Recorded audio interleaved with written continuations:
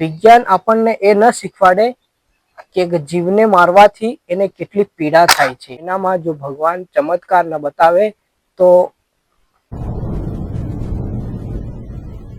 રામ, બસ આપણે તો એક આ બે અક્ષરના શબ્દને જ જાણીએ છીએ. રામ એટલે અયોધ્યાના રાજા હતા. રામ એટલે કે દશરથના પુત્ર હતા. રામ એટલે માતા કૌશલ્યાના પુત્ર હતા. રામ એટલે કે વિષ્ણુનો અવતાર હતા. રામ એટલે કે રાવણને મારવા માટે ભગવાને વિષ્ણુ ભગવાને અવતાર જન્મ લીધો હતો. બસ આટલું જ આપણે જાણીએ છીએ અને આટલું જ આપણા મનમાં છે. પણ ક્યારે આપણે આ નામમાં નથી ગયા, ક્યારે પણ આપણે આ નામનું જે પ્રકાશ છે એ પ્રકાશને નથી જાણ્યો, ક્યારે પણ આપણે આ નામમાં કેટલું જ્ઞાન છે એ નથી જાણ્યું, ક્યારે પણ આપણે આ નામમાં જઈએ તો આપણા દરેક શંકાઓ દૂર થઈ જાય એ જાણવાની કોશિશ નથી કરી. જય શ્રી રામ દોસ્તો, બસ આપણે તો એટલું જ જાણીએ છીએ કે રામ એટલે અયોધ્યાના રાજા હતા અને ભગવાન વિષ્ણુના અવતાર હતા. ઘણા લોકોને તો ભગવાન રામનું પાત્ર એક કાલ્પનિક પાત્ર ગણે છે.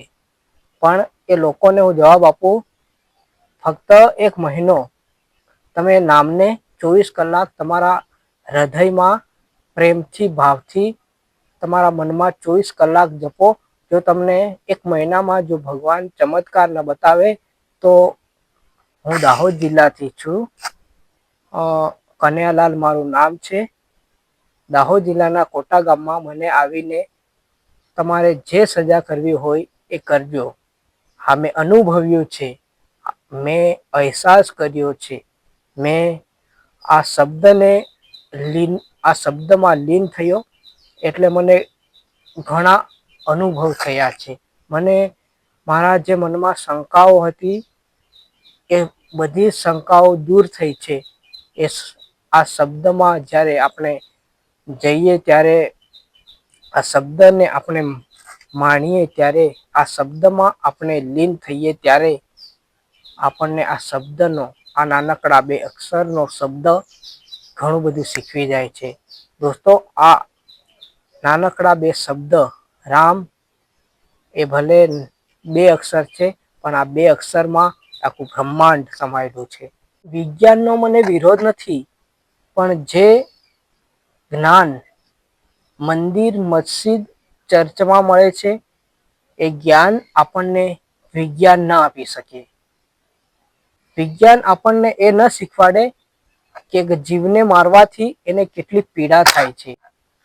વિજ્ઞાન આપણને એ ન શીખવાડે કે ગરીબનું ધન લઈ લેવાથી એ ગરીબની પીડા શું થાય છે, એ ગરીબને કેટલું એની આંતરડી બળે છે. વિજ્ઞાન આપણને એ ન શીખવાડે કે માતા પિતાની સેવા કરવી જોઈએ. એટલે દોસ્તો, વિજ્ઞાન વિજ્ઞાનની જગ્યા છે, મંદિર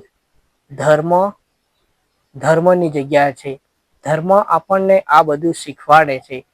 વિજ્ઞાન આપણને જીવતા શીખવાડે છે તો મંદિર પણ આપણને આપણા આધ્યાત્મિક, આપણી આત્માની જાગૃતિ માટે શીખવાડે જ છે. એટલે દોસ્તો, ભગવાન રામનો જન્મ ફક્ત રાવણને મારવા માટે નહોતો થયો. ભગવાન રામે માનવ જાતના કલ્યાણ માટે, માનવ જાતના ઉદ્ધાર માટે વિષ્ણુ ભગવાને રામનો અવતાર લીધો હતો.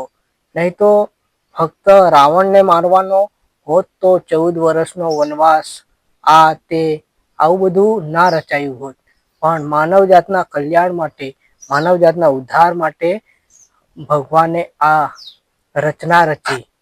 એટલે દોસ્તો, આ નામ ઘણું પાવન છે, પવિત્ર છે. આ નામમાં તમે જશો તેમ તેમ તમારા અંદર જ્ઞાનનો પ્રકાશ પ્રજ્વલિત થતો જશે દોસ્તો.